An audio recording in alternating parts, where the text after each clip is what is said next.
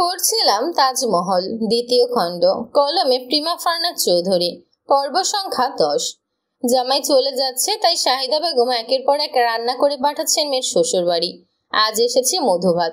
যদি এই মধুভাত গরমকালে বেশি খাওয়া হয়, কিন্তু গরম আসতে আসতে জামাই দেশে থাকবে না, তাই তিনি জ্বালা চাল ভিজিয়ে রেখেছিলেন গত রাতে।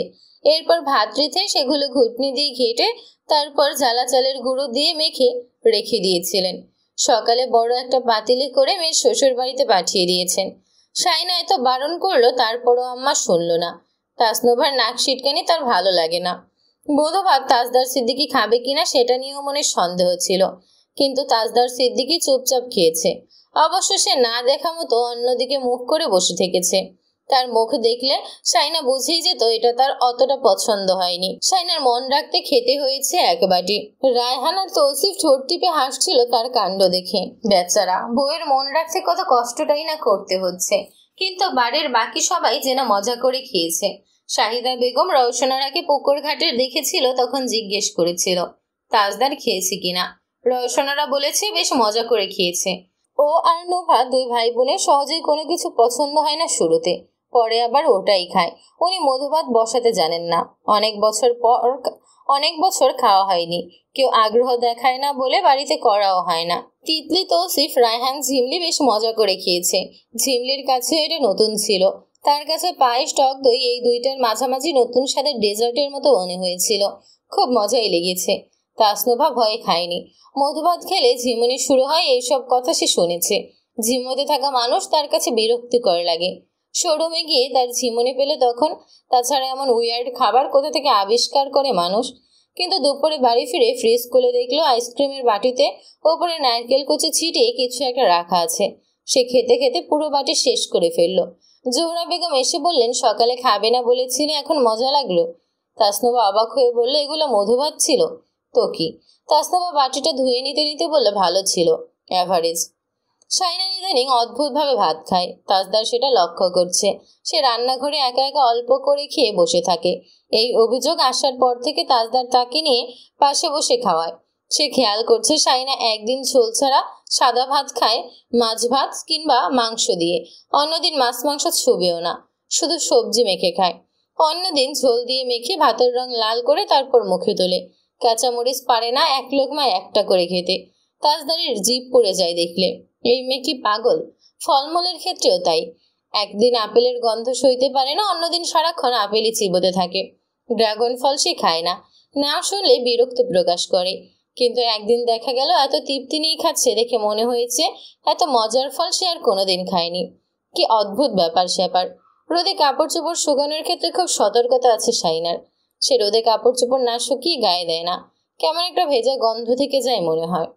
কেচে কাপড় না ধুলেও তার পছন্দ হয় না। এতদিন তাজদারই কাপড় চোপড় ধুয়ে দিয়েছে। শাইনা সেসব দেখে ওয়াশিং মেশিনে ধুয়ে ফেলতো অনেকবার। তার কাপড় চোপড় কেউ ধুয়ে দেবে এসব তার কাছে অস্বস্তিকর। কিন্তু তাজদার নিজের কাপড় চোপড়ের সাথে তার কাপড় চোপড়ও ধুয়ে ফেলতো। বিছানার চাদর, দরজা জানালার পর্দা ধুতে হলে সেদিন পুকুরে চলে যেত। পুকুরে কাপড় চোপড় ধুতে আরাম। তিতলি এসে বলতো, এখনো সাবান ঘষেই যাচ্ছ? আজ রাত নামবে তবুও কাপড় ধোয়া শেষ হবে না। কাপড়ে এমন ভাবে সাবান ঘষে কাপড় সাবানে সুগন্ধি ঘর জুড়ে মম করতে থাকে। তাকে ওভাবে কাপড় ধুতে দেখে শাহিদা বেগম সাথে সাথে ফোন করে বলেছিল, তা আজকে কাপড় ধুতে দিয়েছিস নাকি? শাইনা বলল, আমি মানা করেছিলাম, তারপরও শোনেনি। আমি বললে কোনো কথাটা শোনে? শাহিদা বেগম বললেন, কাপড়ে এমন ভাবে সাবান লাগালে টাকা পয়সা আর একটাও থাকবে না, ফতুর হয়ে যেতে হবে। ও তো কাপড় কাচতেই জানে না, সাবান লাগাচ্ছে আর হাত দিয়ে একটুখানি কষলে পানিতে চোবাচ্ছে। শাইনা মায়ের কথা শুনে হেসে ফেলেছিল। শাইনা এতগুলো দিনেও তাজদার সিদ্দিকির আয়ের পরিমাণ সম্পর্কে জানে না, কৌতূহলও দেখায়নি। মনে হয়েছে অপ্রয়োজনীয় কৌতূহল, পরে সে এমনিতেও জানতে পারবে। কিন্তু ব্যয় সম্পর্কে তার ধারণা হয়ে গিয়েছে। এত খরচে না হলে ঢাকা শহরে তাজদার সিদ্দিকি আরো অনেক ফ্ল্যাট হতে পারত। তার উপর আত্মীয় স্বজনের বিয়ে অনুষ্ঠান, রোগ শোকে ঝাঁপিয়ে পড়ে টাকা পয়সা খরচ করে। নিজে না গেলেও প্রয়োজন মতো টাকা পয়সা পাঠিয়ে দেয়। এই ব্যাপারটা শাইনার অনেক ভালো লাগে। আত্মীয় স্বজনের খোঁজ খবর নেওয়া আর বিপদ আপদে টাকা পয়সা দিয়ে সাহায্য করতে পারাটাও আল্লাহর একটা রহমত। এই জন্যই তো তাজদার সিদ্দিকী অ্যাক্সিডেন্টের খবর শুনে সবাই ঝাঁপিয়ে পড়েছিল হাসপাতালে। কিন্তু সমস্যা একটা, মাঝে মধ্যে এমন কিছু কাজ করে যা দেখে অন্যরা ভেবে নেয় তিনি বিরক্তিকর, আগ্রহ নেই কিংবা অবহেলা করছে, অথচ বাস্তবে তার অভিপ্রায় মোটেও তাই নয়। শাইনা এটাও খেয়াল করেছে রাগের বশে কিংবা জেদ দেখিয়ে একটা কথা বলে ফেলার পর সেই কথাটা ফিরিয়ে না নিতে পারার জন্য স্ট্রাগল করতে হয় তাজদার সিদ্দিকীকে। কিন্তু রাগের বশে একবার ঝামেলা শুরু করলে তারপর সবকিছু বিপরীত চক্রেই প্রবাহিত হয়।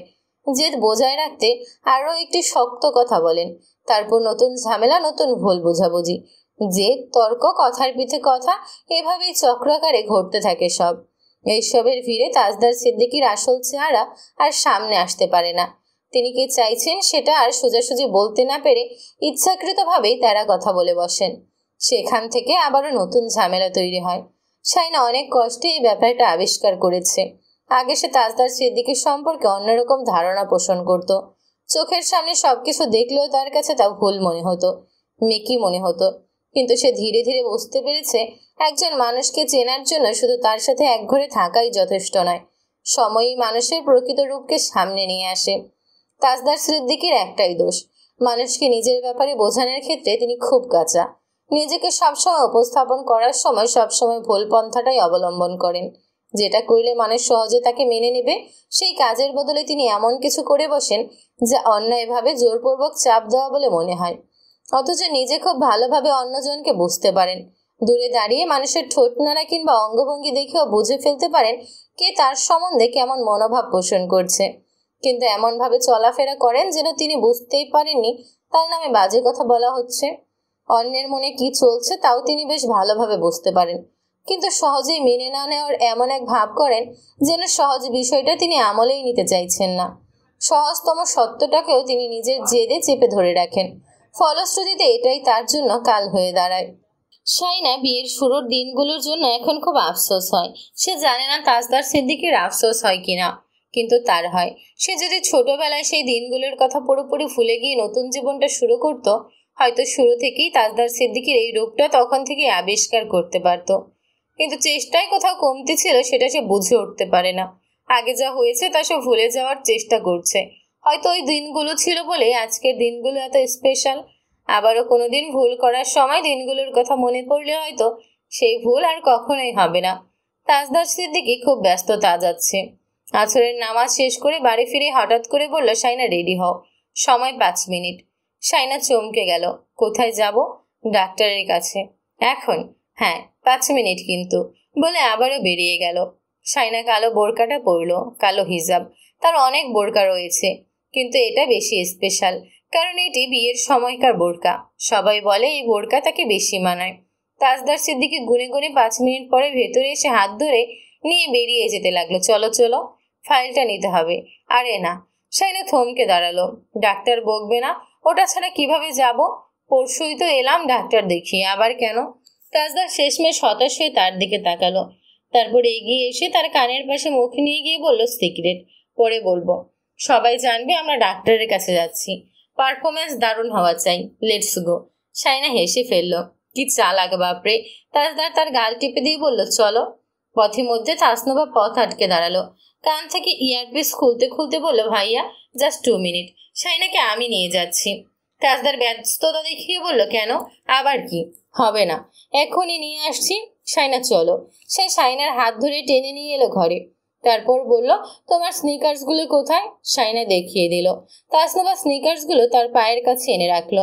তারপর হাত ঝেড়ে বুকের কাছে হাত ভাঁজ করে দাঁড়িয়ে বলল, কি জুতো পরে চলে যাচ্ছিলে? শাইনা নিজের পায়ের দিকে তাকাতে তাকাতে জুতোটা খুলে ফেললো। ফ্ল্যাট জুতো তার ভালো লাগে, তাড়াহুড়ায় এটাই পেয়েছে, পরে নিয়েছে। কিন্তু বোরকার সাথে স্নিকার্স মানায়, পরতেও আরাম। তাড়াহুড়ায় খেয়াল করেনি। এটা পরো, আমি শিওর ভাইয়া তোমাকে ঘুরতে নিয়ে যাচ্ছে। কি চালাক। শাইনা বিস্ময়ে চেপে স্নিকার্সটা পরে নিল। তাজদার এসে বলল, হয়েছে? চেইন? সে শাইনাকে টেনে নিয়ে গেল। সন্ধ্যা নেমে আসছে, চেইন পরে লাগাবে। গাড়িতে উঠে যাবে এখন। আনোয়ারা বেগম বলেন, ওই দেখো বউ নিয়ে এই ভর সন্ধ্যায় কোথায় চলে যাচ্ছ? ডাক্তারের কাছে, ইমার্জেন্সি। রওশনারা বললেন, ডাক্তার পরশু দেখলো না? তিতলি এসে তাসনুভাকে বলল, আমাকে নিয়ে গেল না? তাসনুভা তার দিকে ফিরে একটা ঝাড়ি মারল। ননসেন্স তিতলি, তুমি ওদের হাজব্যান্ড ওয়াইফের মধ্যে গিয়ে কি করবে? পাগল তুমি। তুমি পাগল, সবসময় ননসেন্স বলো কেন? তুমি একদম সেন্সলেস। তিতলি বেয়াদবি করবে না। রওশন আরা পাশের রুম থেকে বললেন, তিতলি তুমি আবারও তর্ক করছো বড়দের সাথে? আচ্ছা সরি। তাসনুভা বলল, শার্ট আপ। তোমার সরির কোনো ভ্যালু নেই আমার কাছে। 1000বার সরি বলে সরির কোনো দাম থাকে না। তোমার সবার সাথে ঘুরতে ইচ্ছে করবে কেন? কেনই বা করবে? তুমি জানো না কোন সময় কোন কথাটা বলা উচিত? তুমি কি বাচ্চা মেয়ে? তিতলি কাচুমাচু মুখ করে দাঁড়িয়ে আঙুলের চুল পাকাচ্ছে। এই সাতচুন্নির জন্য কোনো কথা বলেও শান্তি নেই। তৌসিফ তাদের পেছনে কোমরে হাত রেখে দাঁড়িয়ে রইল। তাসনুভা তিতলির চোখ অনুসরণ করে তার দিকে ফিরল। তৌসিফ বলল, তোর জ্ঞান দেওয়া শেষ হয়েছে? আমি জ্ঞান দিচ্ছি। তোমার এখানে কাজ কি? তৌসিফ এসে তার আর তিতলিকে মাথায় চড় বসিয়ে দিয়ে বলল, হাট, তোদের ঝগড়াঝাটির জ্বালায় ঘরে শান্তিতে একটু বসতেও পারি না। তোদের জন্য বড় ভাই আর মেজো ভাই ঠিক আছে, ওরা থাকলে তোরা সিধা থাকিস। তিতলি তাসনুভার পেছনে গিয়ে লুকিয়ে পড়ল। উকি দিয়ে বলল, ঘরে বসে থাকতে কে বলেছে তোমাকে? এখন কি তোমার ঘরে বসে থাকার সময়? যাও, বাইরে যাও, রোজগার করো, টাকা পয়সা কামাও। ঘরে বসে বসে চাচ্চুর অন্ন ধ্বংস করছো কেন? হোয়াই? জবাব দাও বৎস। তৌসিফের চোয়াল ঝুলে পড়ল। এখন বোনের পেছনে দাঁড়িয়ে কথা বলছে। তুই তো দেখছি নাম্বার 1 পোল্ট্রিবাজ, এখন ওর সাইডে চলে গেলি। তো কি তোমার মাথায় উঠে নাচতে বলছো? সারাক্ষণ মারো কেন আমাদের? তোমার বউয়ের সব চুল ছিঁড়ে ফেলবো আমরা। প্রতিশোধ নেব, প্রতিশোধ। তুমি তো মেজু ভাইয়ের মতো লন্ডন ওড়াল দেবে। তখন তোমার বউকে আমি আর আপু মিলে এমন মার দেব, ভাই রে ভাই। মার খেয়ে তোমার বউ ফিত ফিত করে কাঁদতে কাঁদতে বাপের বাড়ি চলে যাবে। তৌসিফ কপাল চেপে ধরল। ভাই, আমি এই কাকে পকেট খালি করে আচার চকলেট খাওয়াই? এত বড় ধরিবাজ তো বাপের জন্মে দেখিনি। তাসনুভা এতক্ষণ চুপচাপ ওদের তর্ক শুনছিল। এবার অধৈর্য হয়ে গর্জে উঠল, ভাইয়ে, তুমি আমাকে মারলে? তৌসিফ তার দিকে তাকিয়ে দ্বিগুণ গর্জে বলে, ধুর শালা, কোন মানধাত্তার আমলে মারলাম সেটা নিয়ে এখন প্রশ্ন করছে। এই ছাগল দুটোকে কাদের গলায় যে ঝুলাবো আল্লাহ। বলতে বলতে সে সেখান থেকেই সরে পড়ল। তাসনুভা অবাক হয়ে তিতলির দিকে চেয়ে বলল, তুমি ছোট ভাইয়াকে এখনো আচার চকলেট আনতে বলো? তুমি বড় হবে না কখনো? তিতলি দুপাশে মাথা নেড়ে বলল, না, আমি বড় হতে চাই না। ছোটবেলা থেকে খেয়ে এসেছি, খেয়েই যাব। ছোট বোনের জন্য সবাই আচার চকলেট আনে, it's normal. You know what Titli, you are just disgusting. Okay, I love you. Titli.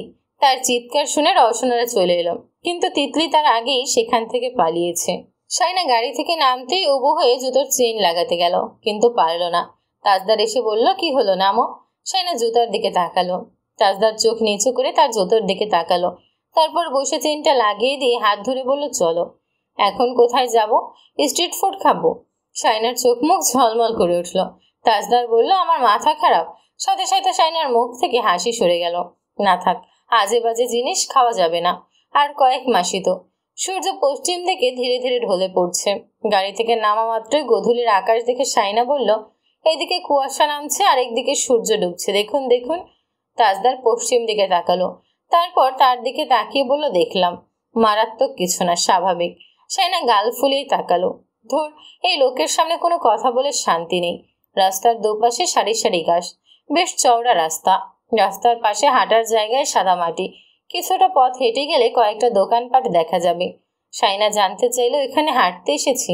তুমি চাইলে দৌড়াতে পারো, এমনকি ডান্সও। যা। মাথা দিয়ে তাজদারের বাহুতে ঘষা দিল সে। তাজদার শব্দ করে হেসে উঠল। শাইনা তার শালটা পিঠের সাথে জড়িয়ে দু হাতের পাশে রাখতে রাখতে বলল, আপনি চাদর আনেননি? ঠান্ডা লাগবে কিছুক্ষণ পর। জ্যাকেটও তো পরেননি। চাদর আছে গাড়িতে, ওটা এখন নিয়ে নিন, এখনো ঠান্ডা লাগছে। পরে নেব। না, এখন নিন, এত জোড়াজুড়ি পছন্দ না আমার। বলতে বলতে গাড়ি থেকে চাদরটা নিয়ে গায়ে জড়ালো। শান্তি? শাইনা মাথা কাত করে জানালো, শান্তি।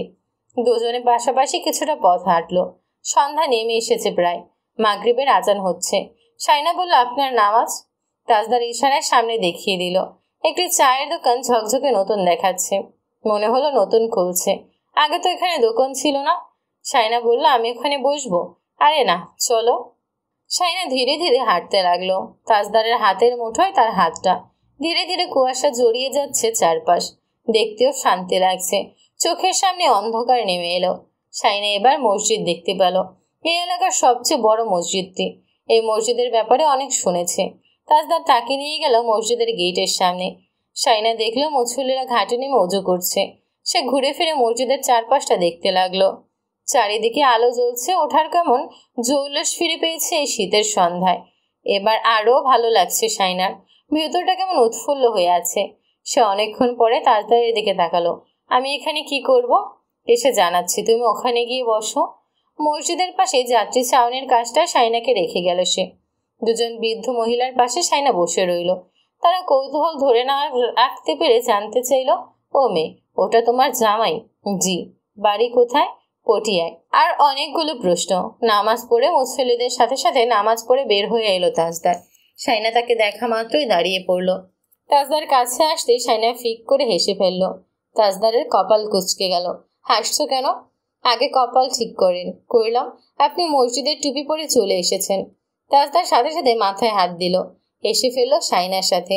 তারপর সেটা খুলে পকেটে ভরে নিয়ে বলল, কিচ্ছু হবে না, ওখানে অনেক টুপি এমনিই পরে থাকে। তৌসিফকে বলবো 10টা দিয়ে যেতে, চলো। সাইনা মজা করে বলল, ডিজিটাল টুপি চোর। তাজদার ভেজা চুলগুলো হাত দিয়ে ঝাড়তে ঝাড়তে বলল, তুমি কত বড় চোর সেটা তো তুমি জানো না। সাইনা অবাক হয়ে বলল, আমি কি চুরি করেছি আজব? তাজদার আর কথা বলল না। সাইনার হাত ধরে নিয়ে যেতে যেতে বলল, বেশি কথা বলছো আজকাল। সাইনা যেতে যেতে বলল, কি যেন বলবেন বলেছিলেন? তাজদার বলে উঠল, হ্যাঁ, তোমাকে এখানে কেন এনেছি? কেন? আমি লন্ডন থেকে ফেরার পর আব্বুদের সাথে এই মসজিদে এসেছিলাম। তুমি তখন আমাকে দেখা দিতে রাজিই হচ্ছিলে না। আমি ফ্যামিলির সাথে ফাইট করছি আর আপনি আমাকে দেখে পালিয়ে বেড়াচ্ছিলেন। ওইসব মনে পড়লে এখন মনে হয় একদম ইচ্ছে মতো দিই।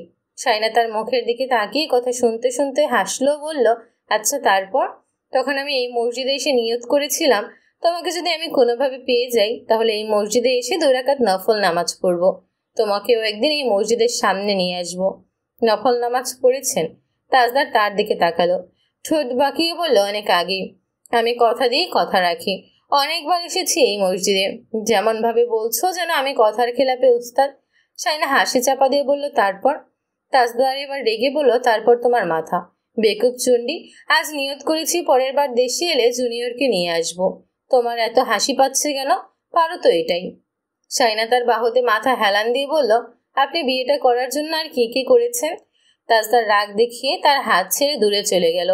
যে মেয়ে কোনো কিছু সিরিয়াসলি নেয় না তাকে এত কিছু বলে ভালো লাগে না। খানিকটা গম্ভীর হয়ে গেল তার মুখ। সাইনা তারকে চুপ হয়ে যেতে দেখে তার পিছু পিছু হেঁটে গিয়ে নিচ থেকে হাত ধরে ফেলল। তাজদার মাথা ঘুরিয়ে তাকালো তার দিকে, তারপর তার ধরা হাতের দিকে। সাইনা ভ্রু নাচিয়ে বলল, আপনার রাগের ফ্যাক্টরিটা কোথায়? ঠিকানা দিন, একটা বোম মেরে আসি। তাজদার আরো গম্ভীর মুখে বলল, তুমি এইসবই পারবে। আমি যখন তোমাকে পাওয়ার জন্য দোয়া করছিলাম, তুমি দোয়া করছিলে আমি যাতে তোমাকে না পাই। হিম্মত থাকলে স্বীকার করো। সাইনা মাথা দুলিয়ে বলল, স্বীকার করলাম। আপনিও এটা স্বীকার করুন যে আপনি আমার সাথে ছোটবেলায় এমন এমন কাণ্ড করেছিলেন যার জন্য আমি ওই রকম দোয়া করতে বাধ্য হয়েছিলাম। তাজদার তার সাথে আর কোনো কথা বলল না, সাইনাও না। সামনে একটা দোকান থেকে 2 প্লেট ভেলপুরি কিনে নিল তাজদার।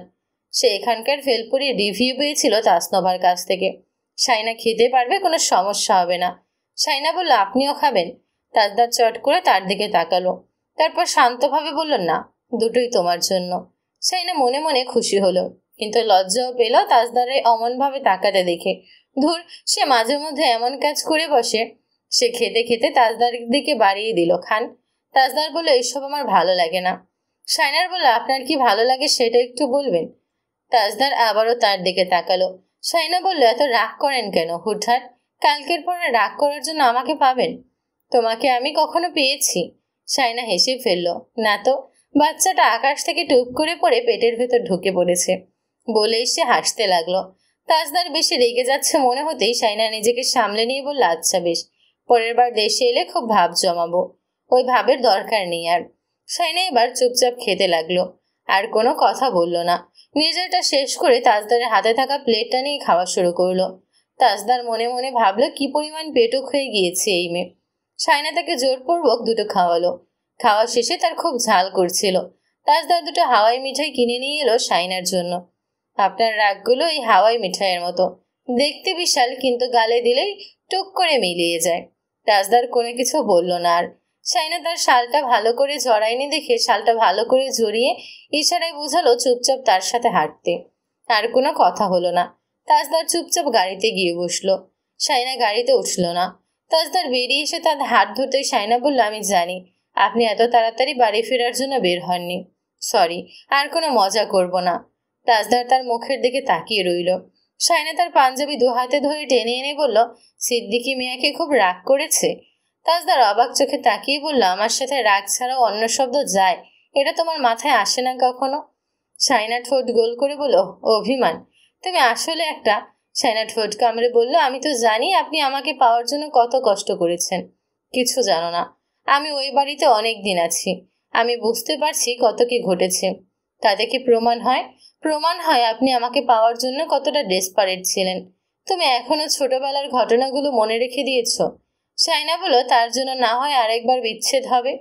তাজদার চট করে তার হাত চেপে ধরে বলল, আবার? সাইনা তার মুখের দিকে তাকিয়ে হাসল। বিস্ময়ের সাথে বলল, আপনি সেই তাজদার সিদ্দিকী? আমার অবিশ্বাস লাগে। আমার কি মনে হয় জানেন? আমার প্রতি যেদিন আপনার ভালো লাগা তৈরি হলো, ওই দিনই অহংকারী তাজদার সিদ্দিকীর পতন হয়ে গিয়েছিল। আমার পতন দেখে তোমার আনন্দ হয়েছিল খুব? না, ভয় হয়েছিল। আপনি যদি ওটাকেই নিজের বিজয় ভাবেন সেটা ভেবে।